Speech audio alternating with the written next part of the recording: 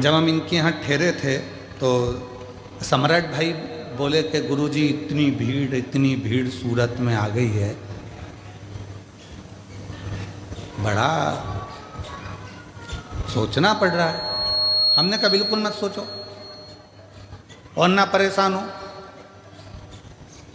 ना तुमने बुलाया है ना तुम बुला सकते हो, ये तो उसका डमरू बजता है तो कोई चल कर आता है।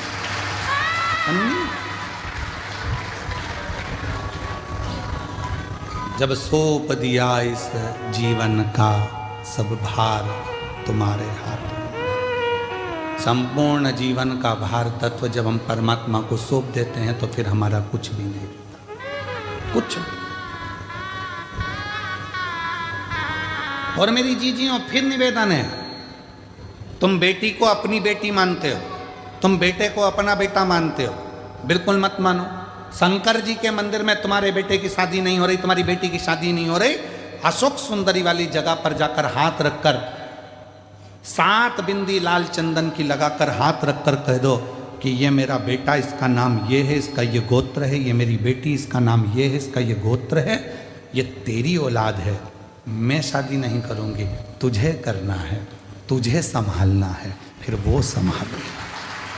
उसका प्रमाण ये शिव महापुराण का एक पत्र आया है, उसका प्रमाण देखिए। पत्र में एक पत्र में लिखा,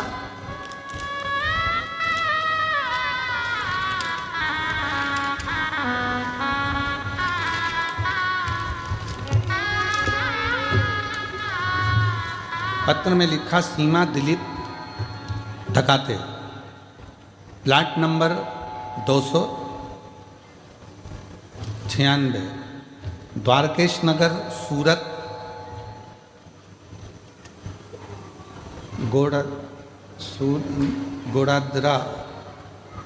गोड़ादरा से हैं। कहीं बैठी हो तो हाथ हिला सकती हैं।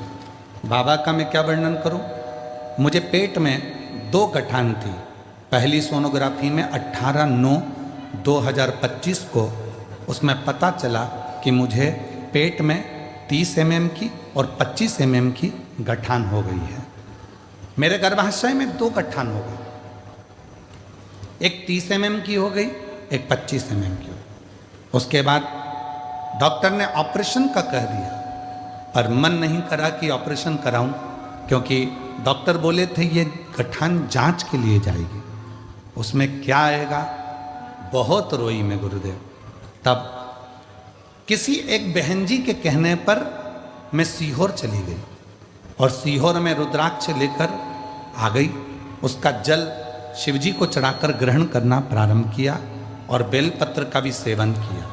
फिर हमने दूसरी सोनोग्राफी, जब पहली सोनोग्राफी कराई थी 18/9/2025 को, उसमें पता चला था 30 mm की 25 mm की गठान है, ऑपरेशन का कह दिया।